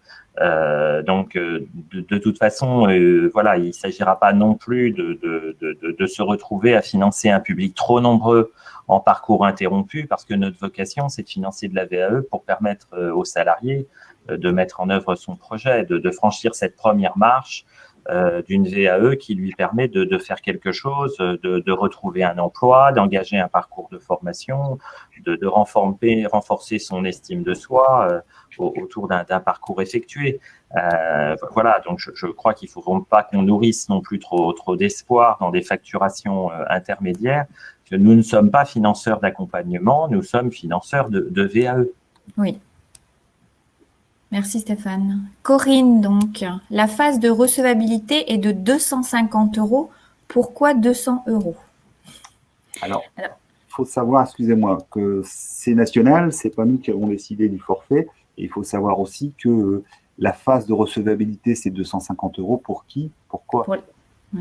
Pour l'éducation nationale. Donc, nous, on a effectivement cette phase qui a un coût au niveau du dispositif académique de validation de Lille, dans les centres de validation de l'éducation nationale. Donc, les 6 CVEN présents sur, l'Académie de Lille et aussi mon homologue sur l'Académie d'Amiens. On a donc cette participation forfaitaire au processus de certification qui est d'un montant de 250 €. C'est une des premières questions que j'ai posées à Monsieur Guénézan quand on a lancé le dispositif. Quand vous avez lancé le dispositif Transition Pro, je l'ai appelé en lui disant « mais je comprends pas, nous on est à 250 et là vous mettez 200 ». Mais en préparant cette réunion, je pense qu'on n'est pas sur la même dimension. Là, c'est parce que on accompagne le candidat dans sa démarche de VAE. Quelque part, vous considérez que vous accompagnez le candidat, l'accompagnateur accompagne le candidat dans sa démarche de VAE, on considère qu'il y a une étape pour l'accompagner dans sa recevabilité. Quelque part, c'est ce que nous faisons, nous, au niveau des centres de validation, avec ce coût de 250 €. Alors, au niveau de la facturation, ce qui va se passer, c'est que pour l'éducation nationale, si l'accompagnateur donc bénéficie de ces 2 000 €, on signera une convention de reversement avec le dispositif académique de validation des acquis de Lille. Il y a des conventions qui sont en cours de signature. Voilà. Je ne sais pas si vous voulez compléter, Hervé. En fait, si vous voulez, en plus, on ne peut pas tenir compte des spécificités de chaque région. C'est important. Parce qu'apparemment, j'en avais discuté avec mes homologues d'autres régions et ce ne sont pas des pratiques qui sont nationales. Alors, oui, j'ai eu aussi un échange à ce niveau. A priori, on est sur les 250 € au niveau d'éducation nationale, Hervé. Mais bon, Partout oui, pratiquement. Pratiquement, oui. Ok. Tout à fait. Mais on a eu cet échange lors de la préparation, mais je pense que ça aura le mérite d'évoluer ou de reprendre, je dirais, à tâche pour aller plus loin dans la démarche. Nous, on est aussi au démarrage. Je veux dire, nous, au niveau de l'éducation nationale, c'est le réseau des Greta qui assure donc l'accompagnement. Ça veut dire que on a des conventions qui sont en cours de signature avec le réseau des Greta, mais avec les autres organismes de formation. Si la personne, comme vous le précisiez, Hervé, se rapproche de Transition Pro en premier par rapport à une démarche de VAE, alors qu'a priori, elle pourrait naturellement se tourner vers le réseau Interval. Moi, si je prêche pour ma paroisse, quelque part, la personne, elle ne va pas chercher un financement d'abord, elle va d'abord se renseigner auprès du réseau Interval. Je veux dire, c'est notre première mission, l'information. L'information, elle rencontre un conseiller Interval de quelque ministère qu'il soit, que ce soit le ministère du Travail, si je prends l'AFPA, l'Éducation nationale, présent sur les territoires, avec des lieux d'accueil. Si vous regardez la cartographie Interval sur le site, vous avez donc des centres Éducation nationale, des centres AFPA, les centres VAE au niveau des universités, le CNAM et les centres de validation de l'agriculture. Ça veut dire qu'on imagine le candidat qui arrive dans un de ces centres, il vient s'informer. Normalement, c'est la première entrée pour moi. On engage après le financement. Mais là, vous êtes dans cette dynamique de présentation, Hervé, en disant, mais le candidat, s'il vient chez nous, il choisit son accompagnateur et après, l'accompagnateur, quelque part, il va lui dire, allez voir le certificateur pour choisir le bon diplôme. Et en fonction du certificateur, effectivement, il y a un coût et il n'a pas de coût, puisque j'ai Madame Mina El Amrani de l'ADR Pôle emploi qui pose la question, les 200 € ne sont pas toujours exigés par le certificateur. Effectivement. Au niveau de l'AFPA, on n'a pas de 250 €. Au niveau des universités, parfois, il y a des spécificités, mais c'est vraiment du cas par cas. C'est du sur-mesure, la validation des acquis. Et je pense que M. Guénezan sera d'accord avec moi, c'est que le cas de l'un n'est pas le cas de l'autre. Il y a des candidats qui vont engager la démarche simplement pour un bloc, 2 blocs. C'est dans un projet global. On a besoin d'un module de formation en complément. Ça veut dire qu'effectivement, la question de se dire... il faut peut-être poser la question tout de suite pour avoir le financement de la formation. Mais dans l'idée de ce financement, c'est bien 2 000 €. Ces 2 000 €, c'est l'accompagnateur qui perçoit cette somme. Mais dans votre processus, vous estimez qu'il y a 200 € qui sont, je dirais, nécessaires à l'accompagnement de la personne pour justement obtenir cette recevabilité. Si la personne a obtenu cette recevabilité en amont, eh bien, effectivement, quelque part, si la personne qui a donné l'information lui dit qu'avant d'engager une démarche de VAE, il faut obtenir sa recevabilité et qu'on lui dit que c'est via le CPF, l'information n'est pas bonne. D'où l'objet de ce café VAE ce matin. C'est vraiment de dire, vous avez un candidat. Alors, le candidat, le public dont on a parlé, les salariés, les personnes, alors je n'ai pas en tête, les CDD, intermittents, intérimaires. Vous avez ce type de personnes face à vous, automatiquement, pensez Transition Pro et envoyez-le vers le bon certificateur. Alors, si vous avez un candidat qui a déjà une idée du diplôme, ça peut faciliter la tâche, mais en tout cas, vous avez quand même ce réseau Interval à votre disposition avec des personnes qui sont formées en intercertificateur, qui vont orienter la personne vers le diplôme qui correspond le mieux aux compétences qu'elle a exercées, parce que l'objectif, c'est quand même de se dire, j'ai exercé des activités, on cherche le diplôme le plus adéquat. Alors, je vais dire la certification, parce que diplôme éducation nationale, titre pro pour le ministère du Travail, mais c'est vraiment l'idée, c'est que tous ensemble, on puisse accompagner ces candidats à la VAE dans les meilleures conditions. Voilà. Je pense. Si ces messieurs, vous voulez compléter, mais dans la dynamique de la réponse. Après, on est dans un système où on démarre. Vous disiez, M. Guénezan, il n'y en a pas eu beaucoup cette année. Dans le cadre d'Interval, on a souhaité que vous interveniez parce qu'effectivement, moi, j'avais des questions sur mais comment ça se passe au niveau simplement de l'outil que vous avez mis à disposition pour la prise en charge, des collègues qui ne savaient pas comment ça s'organisait. Je vais dire qu'on avance tous. Nous, au niveau de l'éducation nationale, ma première question, c'est nous, on a 250 €, vous prévoyez 200, mais on fera une convention de reversement. Il n'y a pas de souci. Je pense que c'est en pratiquant qu'on va tous permettre de huiler le système.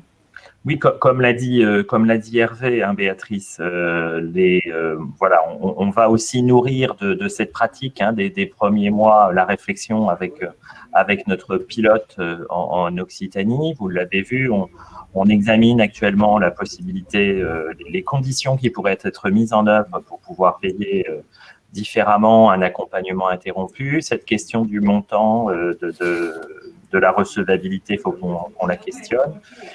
Sachez que l'ordonnance que j'évoquais du 1er avril 2020 a été prorogée et que nous finançons la VAE jusqu'au 30 juin 2021 et que nous travaillons avec la DGEFP, avec le ministère du Travail, pour prolonger cette mission. Je le disais en introduction, nous allons désormais également financer les transitions collectives pour les salariés dont l'emploi est menacé, pour accompagner la sortie de la crise sanitaire et particulièrement la fin de l'activité partielle dans les entreprises, en essayant d'accompagner les salariés en emploi, les salariés occupant des emplois menacés, dans un projet de reconversion, s'appuyant sur le PTP, autour de 24 mois de projet de formation pris en charge. Dans ce dispositif, la VAE sera également financée. Donc voilà, fort de cette décision du gouvernement d'expérimenter les transitions collectives avec de la VAE, on va négocier avec le ministère public pour pouvoir aussi maintenir notre intervention pour tous les publics salariés au titre de la VAE au 2e semestre. Mais d'ores et déjà, voilà, notez bien que notre participation financière prend fin officiellement le 30 juin 2021 et que nous reviendrons vers vous si cette échéance est modifiée. Très bien, merci Stéphane. Alors Cathy, comme vous avez 2 mois de délai, le demandeur d'emploi peut donc commencer sa recevabilité dans tous les cas. Vous verserez 200 € à l'accompagnateur. Alors d'abord, j'avais vu une question sur les 2 mois. Pourquoi on a 2 mois? Il faut savoir quand même qu'il y a le temps de faire le dossier. Vite fait, le dossier va par les bénéficiaires. Va être contrôlé par Transition Pro, va partir à l'accompagnant qui va faire son devis et va revenir chez le bénéficiaire. Ce qui peut se passer de temps en temps, c'est que le bénéficiaire ne valide pas, il n'appuie pas sur le bon bouton, ça n'arrive pas chez nous. Ce sont des cas qu'on rencontre fréquemment, donc là aussi, n'hésitez pas à faire passer l'information à la personne pour laquelle vous êtes en train de remplir un dossier, qui n'oublie pas de vérifier et de valider ce dossier. De le déposer, en fait, de le déposer, puisqu'il a le choix de son accompagnateur. Et donc, c'est lui qui doit nous dire, ça y est, mon accompagnateur, je l'ai choisi, et voilà mon dossier complet, examinez-le. D'accord. Et il faut savoir que la commission VAE, il y en a une par mois. C'est pour ça qu'il y a quand même un délai. D'accord. Voilà, si le dossier arrive le 2 du mois, la commission, c'est quasiment toutes les fins de mois. Donc, il y aura déjà un mois. Oui. Donc, c'est pour ça qu'il faut prévoir quand même un délai de 2 mois entre le moment où on commence à vous solliciter et la date théorique de démarrage de l'accompagnement. Merci. Mais là encore, en tant qu'accompagnateur intervalle, n'hésitez pas à contacter le responsable d'antenne. Vous avez les coordonnées dans le support pour avoir un plan de clarification sur le délai par rapport à un dossier particulier. Je veux dire, voilà, on donne 2 mois pour être, je dirais, raisonnable et engageant vis-à-vis des salariés qui s'engagent avec nous. S'il fallait accélérer un dossier particulier, prenez contact. 2 mois, c'est vraiment pour être clair et lisible dans le fonctionnement par rapport aux équipes. Très bien, merci. Alors Laurence, en cas d'accompagnement en distanciel, quels sont les justificatifs demandés? Mail, lien de connexion. C'est le certificat de réalisation. C'est-à-dire que de la même façon que pour un PTP, certificat de réalisation est à remplir par l'accompagnant et que ce soit du présentiel ou du distanciel. C'est l'accompagnant qui s'engage. Là encore, peut-être revenir, mais en juin 2020, le ministère public a souhaité simplifier les démarches. Le certificat de réalisation, c'est le document le plus simple désormais qui est demandé par les financeurs publics aux opérateurs de formation et donc aux opérateurs de VAE. Donc, vous devez rendre compte sous les formes les plus adaptées à travers le certificat de réalisation de ce que vous avez mis en place. Nous nous réservons ensuite la capacité de venir contrôler vos déclarations du certificat de réalisation dans le cadre de votre engagement, de votre contrat pédagogique, de votre contrat d'accompagnement avec le candidat. qu'est-ce qui fait que le financement soit refusé? Pourquoi ce délai de 2 mois pour la réponse? Alors, on a répondu à la deuxième question, je pense. Alors, la première question. Alors, c'est pas le financement qui sera refusé.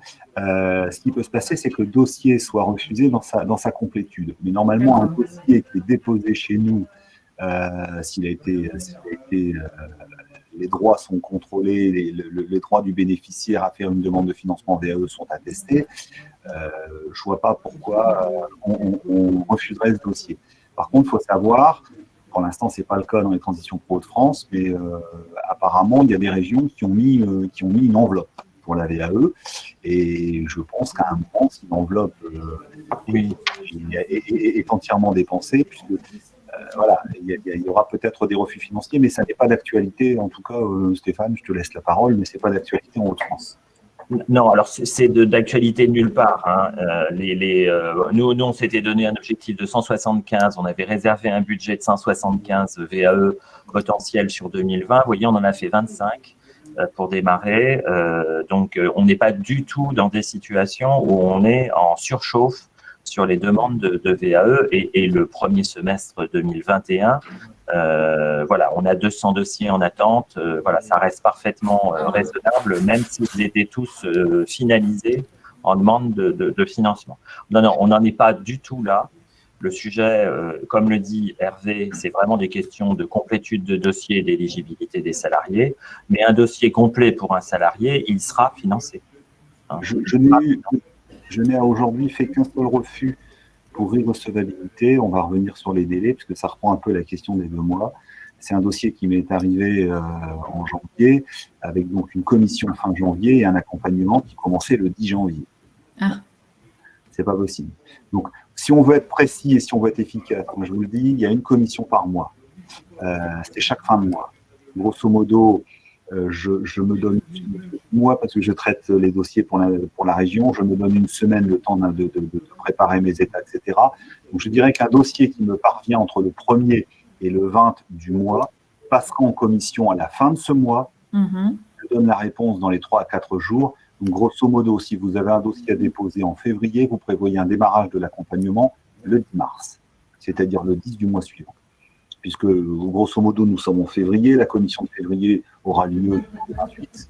Donc, un accompagnement peut démarrer à partir du 10. Moi, même le 15, on va laisser 5 jours de mois. Mais voilà, si effectivement vous déposez un dossier en février avec un accompagnement mentionné dans le dossier au 20, c'est clair que vous risquez fort d'avoir un refus pour hors délai. D'accord. Et là, c'est simplement sur votre antenne, Hervé, ou vos collègues font la même chose sur les autres antennes? Non, c'est pas ça. C'est que chaque antenne traite ses dossiers. Oui. Chaque antenne les vérifie et les inscrit à l'ordre du jour de la commission. D'accord. Et la commission se fait en un lieu unique. Les 5 il y a une commission. D'accord. Je pensais que c'était une commission par agence. Non, c'est une commission globale. Alors, bon, clairement, hein, la consigne qu'il faut retenir, c'est le calendrier d'accompagnement. Il démarre à partir du 15 du mois suivant, la commission, de façon, voilà, parce que dans le cas d'espèces, ça veut dire qu'il faut refaire le dossier avec des bonnes dates pour que le salarié soit pris en charge. D'accord, très bien. Alors, pardon, Hervé. Je finalise. N'oubliez pas, et ça c'est important, c'est que le bouton pour envoyer le dossier, comme l'a dit tout à l'heure Stéphane, c'est le salarié qui appuie dessus. Et donc, si lui tarde à valider, à déposer son dossier à Transition Pro, voilà, ça risque aussi de générer des hors délai. Donc, assurez-vous bien que le salarié aura fait l'étape finale. D'accord. Alors, Catherine, les salariés des secteurs agricoles, espaces verts, agroalimentaires peuvent-ils bénéficier de Transition Pro pour la VAE? Bien sûr. Oui. Il n'y a pas de secteur particulier, on est sur l'ensemble des secteurs d'activité. Oui. Transition Pro est une association interprofessionnelle. Nous ne sommes pas, à la différence des OPCO, dépendants d'une branche professionnelle ou de plusieurs branches professionnelles. Nous représentons l'ensemble des branches, l'ensemble des secteurs. Nous sommes interprofessionnels. Très bien.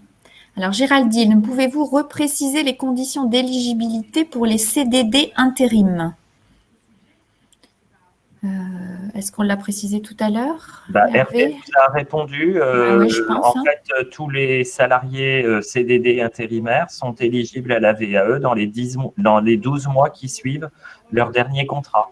Donc, encore une fois, on ne les examinera pas sous statut demandeur d'emploi, on les examinera par rapport à la date de leur dernier contrat. Donc, ça veut dire que la demande doit être déposée dans les 12 mois.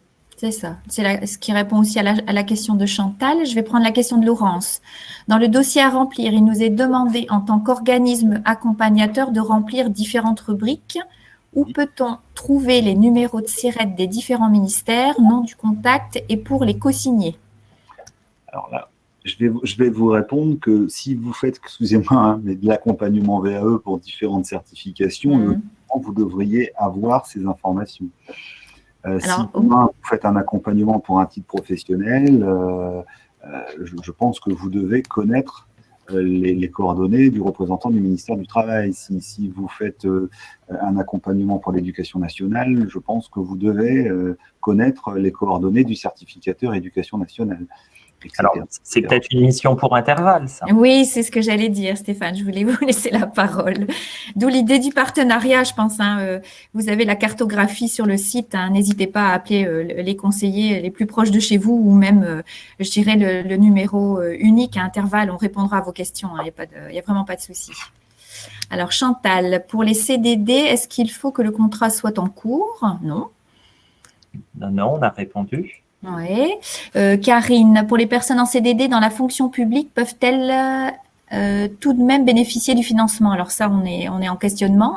Ça serait une belle évolution. En fonction d'eux, on parle de VAE hybride au niveau du MESRI. Alors ça, je ne connais pas. Ceci peut être financé par TP, Christine. Transition Pro. Donc, Transition Pro. Alors, je ne sais pas si vous avez idée de ce que c'est MESRI.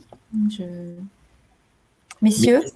Mais c'est un ministère, c'est peut-être un acronyme de ministère, non? Je ne sais pas. Alors, ministère de l'enseignement du supérieur, de la recherche. Ah, bah oui, d'accord. Hybride, ceci peut être financé par Transition Pro. Bah oui. À partir du moment où la personne, elle répond aux conditions d'éligibilité, il n'y a pas de raison. Oui. C'est pour l'ensemble des ministères, oui.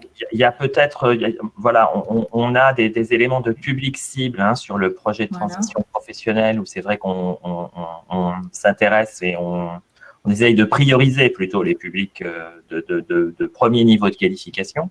En matière de VAE, on n'a aucune priorité d'aucune sorte. Donc, on peut tout à fait accompagner quelqu'un qui va passer une certification de niveau 3. Comme quelqu'un qui va passer une certification de niveau 1. Bon, je ne suis pas sûr qu'il y en ait beaucoup. De niveau 2, on va dire. Elisabeth, donc bonjour, pouvez-vous intervenir lorsque le salarié est concerné par une procédure de licenciement économique? On n'a pas de restriction non plus. Alors effectivement, dans le cadre du projet de transition professionnelle, on demande au candidat salarié de nous attester qu'il ne fait pas l'objet d'une procédure en cours au moment de la décision. Avant la décision. Pour la VAE, Hervé, je parle sous autocontrôle, mais on n'a pas de restriction dans ce domaine. Non. Ça viendra peut-être, mais aujourd'hui, on n'en a pas. Voilà. Puisque vous avez bien compris, mais comme on traite aussi des demandeurs d'emploi qui auraient été salariés dans les 12 mois, voilà, quelqu'un qui fait l'objet d'une procédure de licenciement peut bénéficier d'un accompagnement VAE. D'accord. Alors, on lui demande sa dernière fiche de paye. Donc, effectivement, s'il nous met une fiche de paye, nous sommes en février, s'il nous met une fiche de paye du mois de septembre, on va certainement s'interroger de savoir pourquoi. Ça peut être un arrêt maladie, ça peut être plein de choses. Mais voilà. Sinon, effectivement, s'il nous met une fiche de paye de février et qu'il est en procédure de licenciement pour fin février, début mars, on interviendra quand même dessus. D'accord. Alors, Christine, non, ce n'est pas seulement en termes de temps, mais le référent pédagogique qui refuse le dossier. Peut-on positionner le candidat sur un autre diplôme? Alors là, il faut voir avec les certificateurs, Christine. Ça ne relève pas de transition pour moi. Si la personne référent pédagogique, si je comprends bien la question, c'est pas. On était sur la question, si je remonte dans le chat, Christine, c'était plus par rapport au dossier qui serait refusé, mais là, par rapport à la recevabilité, soit effectivement, la personne n'a pas ses 1607 heures, Alors, est-ce qu'on peut demander un autre dossier, un autre diplôme? Moi, je pense que c'est à voir avec le candidat. On a un candidat, enfin, j'imagine, avec peut-être plusieurs expériences ou pas assez d'expérience par rapport à une certification. Effectivement, on peut envisager une autre certification par rapport à une autre expérience. Mais C'est le cas, par exemple, de quelqu'un qui vise un BTS, oui, et pour lequel le certificateur exprime des doutes et le renvoie vers un baccalauréat. Moi, personnellement, je pense que ce travail doit être fait en amont. Oui. Pour éviter de faire un livret de recevabilité qui a toutes les chances d'être refusé. Mais ça amène une autre question, parce que même si ça arrivait, effectivement, il fait une recevabilité pour un BTS, la recevabilité est négative. Est-ce qu'il peut refaire un dossier? Je m'adresse à monsieur. Ah oui, oui, oui. Est-ce qu'il peut faire à votre niveau. Pour le baccalauréat, point d'interrogation. Enfin, moi, il n'y a pas d'interdiction, de restriction sur le nombre de dossiers qu'on dépose. Simplement, vous le comprenez bien, on finira quand même par s'interroger sur la nature de l'accompagnement. Si on se retrouve à avoir 3 dossiers pour le même salarié la même année sur 3 qualifications différentes. Non, là, moi, je me poserais une question par rapport au conseiller qui conseille, là, aussi à un autre niveau, au niveau du certificateur. Je pense qu'il y a vraiment un temps qui est pris, alors là, sur l'ensemble des ministères, pour animer des réunions techniques et de pilotage au niveau du réseau Interval. On est tous dans la même dynamique. C'est vraiment prendre le temps de recevoir le candidat, lui présenter la démarche et puis gérer grâce à un CV détaillé ou un échange lors du premier entretien on va dire, d'information, explicitation des expériences, des compétences, qu'on fait le choix, gérer en toute connaissance de cause avec le candidat. Si la personne, elle estime que elle veut se lancer sur le BTS et même si on lui dit qu'effectivement, elle aura peut-être la possibilité d'obtenir un VAE partiel et on lui conseille de passer le bac en amont, on dépose le dossier en fonction de l'échange qu'on a eu avec le candidat. Mais je pense qu'il n'y aura pas plusieurs dossiers de financement. La réflexion, elle se fait en amont. Je suis d'accord avec Hervé. Ouais. Alors, Myriam, faut-il une durée de contrat CDD ou intérimaire pour bénéficier de l'aide de transition pro? Alors, ça, on y a répondu aussi. Une durée de contrat CDD ou intérimaire. Ce n'est pas précisé, il n'y a pas de condition pour refaire la demande, mais il y a quand même la condition d'avoir travaillé au moins 12 mois dans le domaine pour faire une demande de recevabilité et de VAE. Mais je ne pense pas qu'il y ait de conditions comme dans un PTP d'avoir 24 mois d'ancienneté dans le travail, etc. pour la VAE. D'accord. Alors, Mina El Amrani, donc, qui répond pour les demandeurs d'emploi en PEC souhaitant s'engager dans une démarche de VAE depuis août 2019, il y a le dispositif PEC, compétences PEC, pardon. Et pour rappel, il s'agit d'un appui renforcé réalisé par l'AFPA permettant aux demandeurs en PEC ou CIE de valoriser leur expérience et leurs compétences passées et celles acquises pendant ce contrat, en choisissant la certification adaptée à leur parcours professionnel via la VAE ou la reconnaissance des savoir-faire professionnels ou CLEA socle. Merci Mina. Avec prise en charge financière, je viens de mettre des infos. Parfait. Catherine, oui, c'est avec l'AFPA. Les salariés CDD, c'est bien réservé aux candidats dans les 12 mois qui suivent le dernier contrat. Voilà, on a répondu à la question. La VEPEC ne concerne que les titres pro du ministère du Travail. Merci Chantal. Géraldine, peut-on bénéficier de plusieurs forfaits si VAE sur des certifs différentes? Alors là, on vient d'en échanger du coup. Oui, ou alors initier plusieurs dossiers pour 3 certifications. Par exemple, quelqu'un qui hésiterait entre 3 BTS différents. Ou pour conduire 3 VAE simultanés. Oui. Mais à mon avis, on n'est pas sur le même diplôme ou alors peut-être pas le même ministère. Si on est sur quelqu'un qui valide au même niveau. Bon, sur des cas aussi particuliers, je pense qu'il n'est pas possible de répondre de façon générique. Moi, je crois que sur des cas particuliers comme ça, appelez-nous pour qu'on regarde comment on fonctionne. Je pense que c'est le plus simple. Ouais. Vraiment, nous, notre volonté, c'est d'accompagner la réussite des salariés et de trouver des solutions. Voilà, on a un cadre réglementaire, on est évidemment en responsabilité d'appliquer, mais on est aussi là pour trouver des solutions. Voilà. Donc, je veux dire, donc, un cas aussi particulier que celui qui est exposé, appelez le responsable d'antenne de proximité et on examinera comment on peut accompagner les choses. Très bien, merci.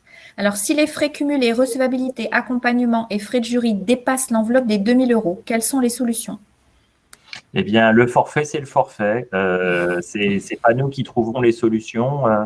Nous apportons déjà 2 000 € de solutions pour la VE. Je rappelle quand même que quand le fonds GESIF finançait la VAE, on devait être à 1 250 € de mémoire l'accompagnement, enfin plus que de mémoire, hein, j'ai regardé nos chiffres. Et donc voilà, un forfait de 2 000 € est globalement un forfait qui est susceptible de donner les moyens à l'accompagnateur de faire un travail de qualité. Et au sein du réseau Transition Pro, on en a largement débattu, hein, puisque dans le cadre, c'est une décision du réseau dans son ensemble. On a estimé que 2 000 €, c'était un forfait très conséquent par rapport à ce qui était financé par le passé et qui nous permettait aussi d'avoir des exigences en termes de réactivité, d'efficacité pour le salarié, mais on ne va pas au-delà de 2 000 €. Très bien. Alors, Mina qui nous ajoute un complément d'information. Pour le moment, compétences SPEC ne concerne que les titres pro ministère du Travail. Il est question d'une évolution au second semestre, intégrant d'autres ministères sur des métiers en tension. Pas de liste à ce sujet, car à l'étude, et l'AFPA déterminera les autres ministères et diplômes concernés ainsi que les partenariats. Merci beaucoup, Mina. Alors, Géraldine, quelle articulation pour les demandeurs d'emploi qui ont fini un CDD, orientation vers intervalle et ou transition pro?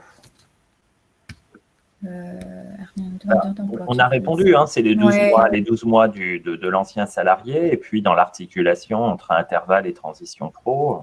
C'est le choix du certificateur pour intervalle et transition pro pour le financement. Voilà. Alors, Laurence, nous sommes bien entendu vigilants à la motivation des candidats, mais il existe plein de motifs de différents ordres d'abandon. Ce sont bien des situations qui arrivent. Bon, je pense que c'est du cas par cas. Non, mais je n'ai pas de doute, hein, sur la qualité du travail des accompagnateurs VAE. Hein. Je ne veux pas qu'il y ait méprise sur mes propos. Voilà, l'idée aussi, hein, du financement forfaitaire, c'est aussi à vos organismes d'accompagnement de trouver votre modèle économique dans un financement global à 2 000 € forfaitaire. Voilà, certains vont abandonner, certains vont avoir une demande d'accompagnement plutôt légère, d'autres vont avoir des besoins un peu plus importants. Voilà, c'est à vous de construire votre modèle économique dans le cadre d'un forfait de 2 000 €. Merci. Alors, Émilie, y a-t-il une projection de l'après 31 juin 2021? Oui, la projection, je l'ai évoquée. Hein, nous travaillons étroitement avec la DGEFP pour obtenir la pérennisation, hein, du rôle des transitions pro dans le financement de la VAE. Mais ça dépend aussi de vous. Ça dépend de la façon dont vous allez aussi nombreux adresser les demandes de VAE. Vous voyez, on a une belle progression, hein, 25 dossiers pris en charge sur le deuxième semestre. On a déjà 200 dossiers à l'instruction pour le premier semestre de 2021. Démontrons tous ensemble qu'il y a de l'utilité à financer de la VAE des salariés. Et je me fais fort, moi, de rediscuter avec la DGEFP en regard de nos chiffres. Et des chiffres, voilà, on l'a dit, hein, c'est animé par mon homologue d'Occitanie, et on est tous dans cette dynamique que, voilà, tous les transitions pro, on aura ce même discours, regardez nos résultats, et on vous propose de continuer. Merci Stéphane. Alors Laurence, il peut arriver que le candidat ait obtenu une validation partielle et donc il a déjà eu sa recevabilité et donc les 200 € ne seront pas mobilisés. Alors la question... Si. On aura l'accompagnement en cas de validation partielle, la personne peut donc redemander un financement transition pro. En cas de demande d'accompagnement pour la suite de sa VAE, oui. Il nous donnera son document de recevabilité antérieur qui nous permettra d'engager le nouvel accompagnement. Oui, tout à fait. Par contre, on ne sera peut-être pas sur la même durée. Ça veut dire que le financement sera au prorata de la durée réalisée? Non, on sera toujours sur les 2000. D'accord, très bien. Alors, Corinne, et donc l'information intervalle est complètement gratuite? Oui, bien sûr, Corinne. Oui, tout à fait. Et si coût pour la recevabilité, le montant est alors reversé au certificateur? Oui, tout à fait. Émilie, le mois de juin devrait avoir une journée de plus. Désolée pour l'erreur. Ah. C'était pour le 31 juin. Ah, d'accord. Je n'avais pas fait attention. Alors, Christine qui nous a abandonnés. À bientôt, Christine. Virginie, la demande AT-Pro est novatrice en ce sens qu'elle permet d'ouvrir l'accompagnement VAE à la concurrence et au choix de l'organisme accompagnateur, avec un suivi dès le démarrage du projet du bénéficiaire. L'arrivée du CPF était déjà dans cet état d'esprit, une vitrine des organismes de formation habilités. Bon, je pense que c'est plutôt une bonne remarque. Merci Virginie. Christine, ministère de l'Enseignement supérieur, merci. La réponse à ma question. Juliette, merci Juliette. Mina, transition, prendrait-il en charge une formation complémentaire en cas de préconisation du certificateur avec la notification de recevabilité? On est là sur une question qui renvoie à de l'articulation. Oui, tout à fait, ce qu'on disait tout à l'heure. Bon, voilà, après, il faut être sûr qu'on est dans la logique du PTP. Le PTP, c'est le changement de métier ou de profession qui renvoie à une formation enregistrée au RNCP visant une certification. Voilà. Donc, ça se regarde là encore une fois sur un cas particulier. Cas par cas, on appelle le référent, le responsable d'antenne.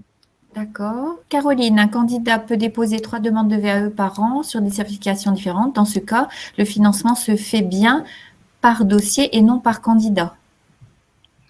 Oui, c'est-à-dire qu'en fait, on rejoint les anciennes pratiques du FONGECIF où on avait le droit à un accompagnement par an, par année. Là, je vous avoue que je n'ai pas vu, Stéphane, de contrainte. Non, mais bon, vous comprenez bien, on est dans une expérimentation de 6 mois qui a été renouvelée de 6 mois. L'idée, c'est d'amorcer quelque chose, c'est de démontrer notre utilité sociale. Et si des verrous, des dispositions particulières restrictives doivent être imaginées dans la suite, on le fera.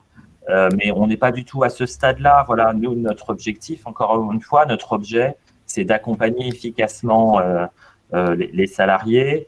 Et si, voilà, sur des cas particuliers, il faut qu'on accompagne en 2 étapes un candidat qui a vraiment sur un projet très spécifique l'utilité d'une VAE en 2 étapes et de 2 accompagnements distincts. Dans le temps, ça peut tout à fait se comprendre. Maintenant, c'est des cas vraiment très particuliers. Vous comprenez bien qu'on ne peut pas avoir des abonnés à la validation tous les mois. Oui, tout à fait. Alors, Elisabeth, pouvez-vous intervenir pour accompagner la mise en place de démarches collectives pour plusieurs salariés d'une même entreprise? Bien sûr. Alors moi, dans le cadre du réseau Intervalle, on a la possibilité d'intervenir en intercertificateur. Vous repérez une entreprise avec plusieurs salariés de l'entreprise qui souhaitent engager une VAE. Alors, on pourrait envisager même la présentation de la démarche VAE en intercertificateur, si je réponds à la question. Alors, pouvez-vous accompagner la mise en place de la démarche collective, peut-être à votre niveau sur Transition Pro? Non, mais on peut effectivement, sur demande, si vous identifiez un employeur qui peut avoir des salariés collectivement intéressés par la démarche, on peut tout à fait aussi organiser une réunion ad hoc pour venir présenter la démarche aux salariés. Ouais. Quitte à la faire en commun, même, s'il y avait possibilité, avec peut-être le collaborateur du territoire, Stéphane. Géraldine, pardon, Hervé. C'est pas grave. Pour information, ça s'est déjà produit. J'ai une entreprise, moi, sur mon secteur, qui, au mois de décembre, a initié des validations d'acquis pour des titres pro d'aide à domicile, enfin des diplômes d'aide à domicile. Et je pense que l'antenne de Lille a eu un peu la même démarche sur le mois de janvier. Donc très bien. Alors, bien entendu, la démarche sera individuelle dans le sens où chaque bénéficiaire, chaque demandeur pourra bien remplir son dossier indépendamment. Ce n'est pas un dossier collectif. Non. Mais oui, c'est tout à fait faisable. Alors, Géraldine, pour les CDD, même condition que pour le PTP, 24 mois, ça on y a répondu. Oui. 24 mois et 4 mois. Isabelle, je dois vous quitter. Merci Isabelle. Frédéric, non, ça peut être. Corinne, Bac Pro et BTS par exemple. Pouvez-vous remettre le slide des coordonnées transition pro? Oui, bien sûr. C'est pour ça qu'il a été changé. Peut-être c'est un de vous deux qui avez vu la question, c'est Hervé? Oui, c'est moi. Pardon Hervé. Mais de toute façon, on vous envoie le PowerPoint, il n'y a pas de problème. Et par ailleurs, je vous invite à regarder notre site www.transitionpro-hdf.fr. Vous avez toutes nos coordonnées, y compris sur Google. Vous tapez Transition Pro Arras et vous voyez l'adresse à Arras, Amiens, idem. Voilà, nous sommes parfaitement accessibles. On a un standard commun dont je laisse Hervé redonner le numéro. 0321. Je ne le connais pas par cœur. Je l'ai pas. C'est une cordonnier les plus mal chaussés, comme d'habitude. 59 61 62 C'est 03 59 61 62 63. Merci Béatrice. Mais je vais mettre le mien parce que je ne connais pas le mien non plus, Stéphane. Alors, je continue dans mes questions. On a presque fini. Est-ce que l'ancien module 70 heures pour la VAE aide-soignant pourrait être intégré dans l'accompagnement VAE? Alors, effectivement, pour le DE aide-soignant, il y avait la proposition d'avoir un module de formation. Mais là, on n'est plus sur l'accompagnement, on est sur un module de formation. Oui, alors ça, il faudrait voir, parce qu'après, quelle articulation? D'abord, ça ne serait pas, à l'époque, ça serait un PTP, ça ne serait pas un VAE. Ouais. L'articulation avec donc, le module de 70 heures, puis le dossier VAE, puis… Bon, on rentre dans notre dynamique de cas par cas, et puis un échange entre… Moi, j'aurais envie de dire que sur un sujet de cette nature, oui. je suis tout à fait ouvert à une expérimentation. Voilà, si on a un dispositif qui est déjà identifié pour articuler validation des acquis, formation à visée diplômante dans le cadre d'un changement de métier, là, on peut tout à fait ouvrir une expérimentation qui nous permette d'articuler VAE et PTP. Je pense que c'est un sujet très intéressant à examiner et d'autant plus, enfin moi qui me motive d'autant plus que c'est un secteur en tension, un secteur avec des perspectives d'emploi et que nous finançons massivement par ailleurs. Donc voilà, de pouvoir accompagner une démarche de cette nature, je pense que ça s'examine. Alors, on parle d'aide-soignant, mais je fais le pendant aussi avec le diplôme d'État d'éducateur spécialisé, qui est un des diplômes les plus demandés. Je pense qu'il y aurait matière aussi à envisager ce type d'expérimentation. On aura l'occasion peut-être d'en reparler. Alors, Odile, présentation très intéressante. Relayée auprès de mes collègues. Merci Odile. Si vous êtes intéressé, voici le lien pour l'inscription. Merci Christine. Parfois des candidats qui se font accompagner par des organismes privés. En revanche, la recevabilité se fait au niveau de l'université. Comment procède-t-on? Refacturation auprès de l'organisme extérieur, dossier. Je pense que là, il faudra qu'on voit en fonction. Alors, Christine. Alors, Christine, je ne sais pas de… Tu as peut-être perçu la réponse, Hervé? Je fais à niveau d'université. Comment procède-t-on? Effectivement, l'accompagnant est une structure privée qui donc fait la demande de recevabilité auprès de l'université. Oui. Oui. Elle refacture à l'organisme accompagnant. Voilà, tout à fait. Oui, on ne change pas de question là. Quelle que soit la démarche, on est vraiment sur ce forfait. Et s'il y a des frais au niveau du certificateur, c'est bien l'organisme accompagnateur qui se met en lien avec le certificateur pour ce reversement. Oui. Voilà. Merci Odile. Voilà. Et je pense qu'on a terminé les questions. Merci pour la présentation. Merci à vous, Béatrice. Voilà. Merci à tous. J'étais occupée de lire encore les petits messages, Stéphane. C'est pour ça que je dis merci. Tout le monde me dit merci. Écoutez, moi, je vais vous remercier tous les deux pour votre disponibilité, comme je le disais au démarrage. Naturellement, on vous envoie le PowerPoint, je le répète, le replay qui sera disponible sur la chaîne YouTube. Et on vous invite au prochain Café VAE le 25 mars. Comment faciliter l'accès au numérique aux candidats à la VAE. Alors, on a eu l'occasion de travailler donc avec la DRJSCS sur une cartographie des lieux d'accès au numérique qui est disponible sur l'ensemble des Hauts-de-France. Et l'objectif, c'est de vous présenter cette cartographie des lieux d'accès au numérique. Alors, pour orienter dans l'idée des candidats qui n'auraient pas l'accès au numérique sur des zones peut-être rurales ou pas la possibilité d'avoir un matériel. Et on a trouvé très, très intéressant de vous la présenter, cette cartographie. Alors, on vous invite donc le 25 mars et d'autres programmations sur avril, mai, juin. En avril, mai, juin, sur un focus sur le ministère sur les universités, les diplômes universitaires. On programme aussi un échange sur la diversité des livrets de validation, puisqu'en intercertificateur, effectivement, on n'a pas toujours la même démarche, et aussi une présentation des attendus des jurys en intercertificateur. Voilà. Je vous laisse la parole, messieurs. On vous remercie encore de votre présence. Merci à vous. Écoutez, la prochaine fois, on aura peut-être le plaisir également de partager des croissants pour ce Café VAE. Merci de votre accueil et merci à tous pour vos questions nombreuses. Oui. Merci bien. Bonne journée à tous. Et oui. Merci beaucoup. Bonne journée. Et puis, vous aurez donc les réponses aux questions sur la foire aux questions disponibles sur le site Interval. Et n'hésitez pas, les conseillers Interval et les conseillers Transition Pro sont vraiment à votre écoute pour faciliter, on va dire, le parcours des candidats à la VAE. Merci beaucoup. Bonne journée. À bientôt. Au revoir. Au revoir. Au revoir. On se rejoint si